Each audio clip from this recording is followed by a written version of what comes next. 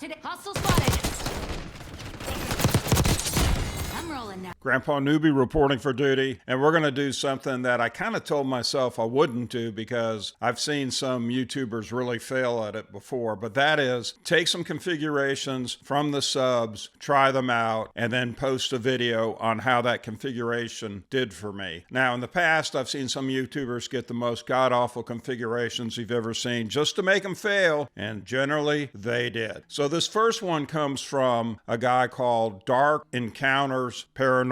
That is a scary name. I mean, here's Nosferatu, better known as his current gamer tag, Count Dracula. Dark Encounters Paranormal is a regular on the stream. He has a YouTube channel where he records voices of people, spirits, whatever, that aren't there. Let's get on with this configuration, though. It's for the Jackal PDW, and here it is. You can see it in its entirety. The ported compensator, long barrel, Ranger 4 grip, extended mag 2, ergonometric grip, infiltrator stock, tactical laser, and the Makarov overpressured. Here are the statistics. What that configuration does for this weapon. It centers highly on movement, improves aim down sight speed, improves slide to fire speed, sprint movement speed, aim walk movement speed, which is 4.3 meters per second. It helps with the recoil. The bullet velocity increase is not really needed because it goes out to 20.6 meters, meaning 10 and change meters is your hit scan range, your insta-kill range. So improving it by 20%, that puts you out at about, what, 13, 12 meters. Damage beyond range is almost 40 meters. Let's have a look at this configuration on the shooting range before I take it out to the field of honor.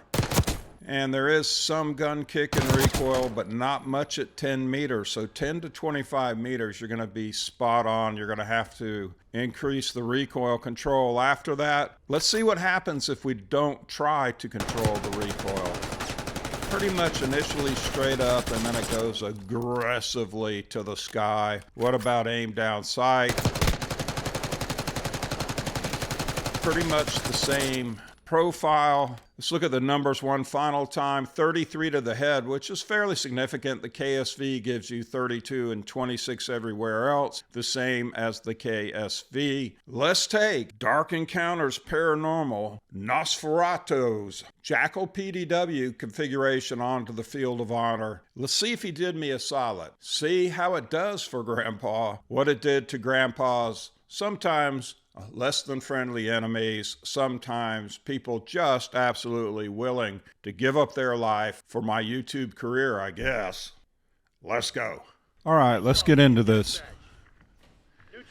The Dark Encounters Paranormal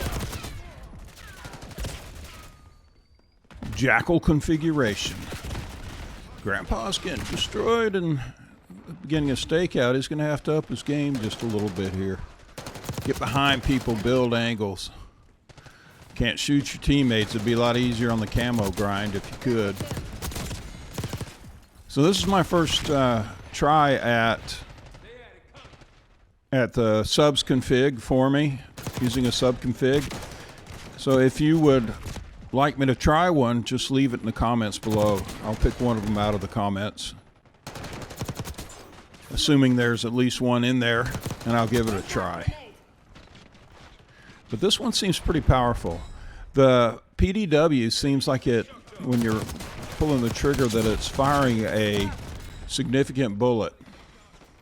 Feels heavy, if you know what I mean. Maybe you don't. If you do, leave a comment. Yeah, Grandpa, I know what you're talking about. Shocking the enemy. Shocking them by gacking them. We are using a larger mag, which is fine with me. I don't know, I might try this with a smaller mag to increase the speeds just a little bit. Seems like we're doing okay, though, with it. You can see that in the small map mosh pit where I play, you can practically go corner to corner, and you're not going to have to worry much about recoil. You saw there, no gun kick, that discernible, and all this stuff is within hit scan range.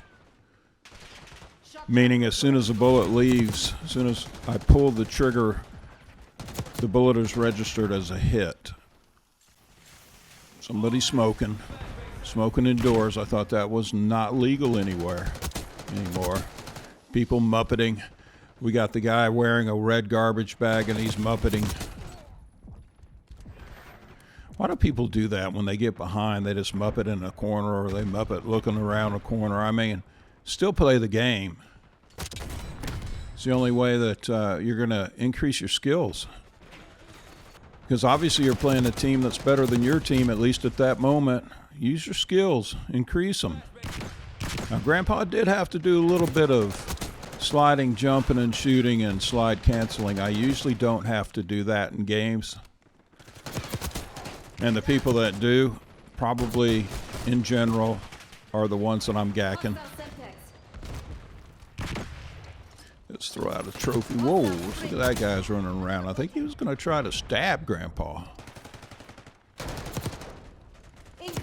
See, if you build up enough angles, you come in behind people. I mean, you watch the pros play in the CDL, especially in Search and Destroy. They try to get behind the other team.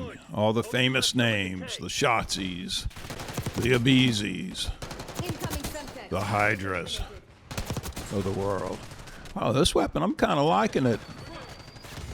Mike is Dark Encounters. I may leave this as a permanent setup.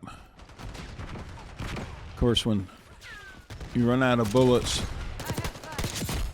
the GS-45 is always a good fallback. There's somebody just walking down the hallway, randomly pulling the trigger. And yeah, we won that one. So let's go in and try another map. Pit. Playing a different mode, Domination. See if we can get past the Muppets that are always up top.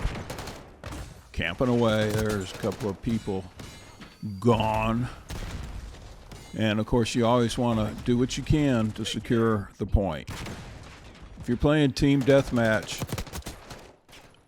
in Domination, probably not the most team-worthy thing to do.